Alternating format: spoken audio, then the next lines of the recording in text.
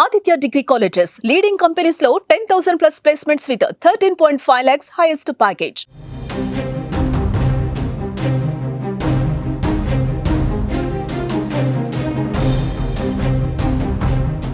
రెండవసారి అమెరికా అధ్యక్షుడిగా Donald Trump అధ్యక్ష పదవిని చేపట్టినప్పటి నుంచి అమెరికాలో ఏదో ఒక ఆందోళన కొనసాగుతూనే ఉంది.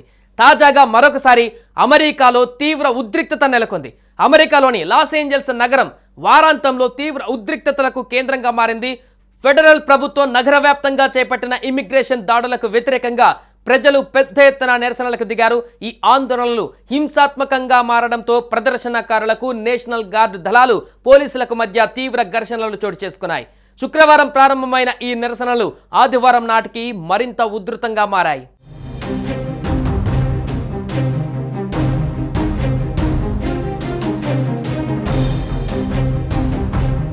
నగరంలోని down town Los Angeles, Boyle heights ప్రాంతాలు నిరసనలకు ప్రధాన వేదికలుగా మారాయి.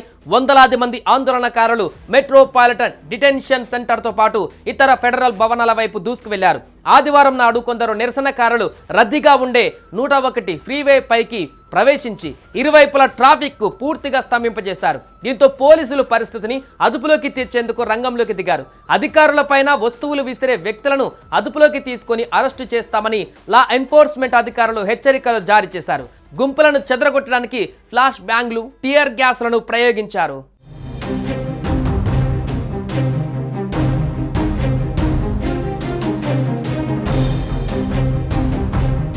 ఈ ఘర్షణల సమయంలో పలువురు లా ఎన్ఫోర్స్మెంట్ అధికారులు గాయపడినట్లుగా ఫెడరల్ అధికారులు తెలియజేశారు.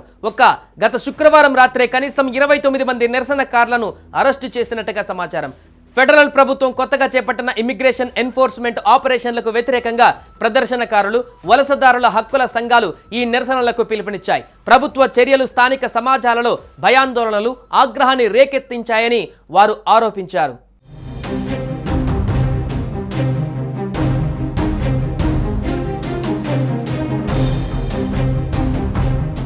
కాలిఫోర్నియాకు 2000 మంది నేషనల్ గార్డ్ దళాలను మోహరించడాన్ని అధ్యక్షుడు డొనాల్డ్ ట్రంప్ సమర్థించుకున్నారు.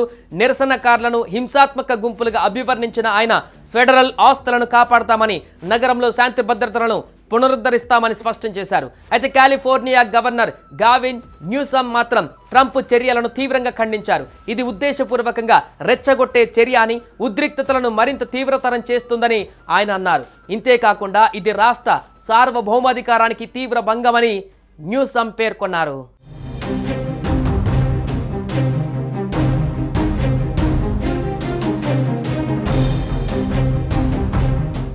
లెస్ట్ లేక్, పారామౌంట్ వంటి ఇతర ప్రాంతాలకు కూడా ఈ నిరసనలు వ్యాపించాయి.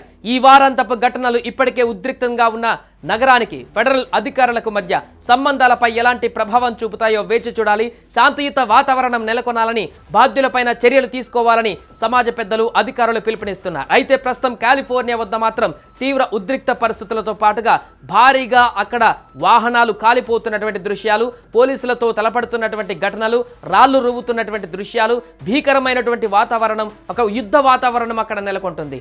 టియర్ గ్యాస్ ప్రయోగిస్తున్నటువంటి దృశ్యాలు, ఆందోళనకారులకు భద్రతా దళాలకు మధ్య నెలకొన్నటువంటి తీవ్ర భయంకరమైనటువంటి దృశ్యాలు ఇప్పుడు ఎక్స్ వేదికగా తీవ్రంగా వైరల్ గా మారుతున్నాయి. దీన్ని మిగతా దేశాలలో నెలకొన్నటువంటి యుద్ధంతో అభివర్ణిస్తూ చాలా మంది నెటిజన్స్ కామెంట్ చేస్తున్నారు. అమెరికాలో తాజాగా నెలకొన్నటువంటి ఈ ఉద్రిక్త పరిస్థితులపైన తీవ్ర ఆందోళనకు కూడా గురవుతున్నారు.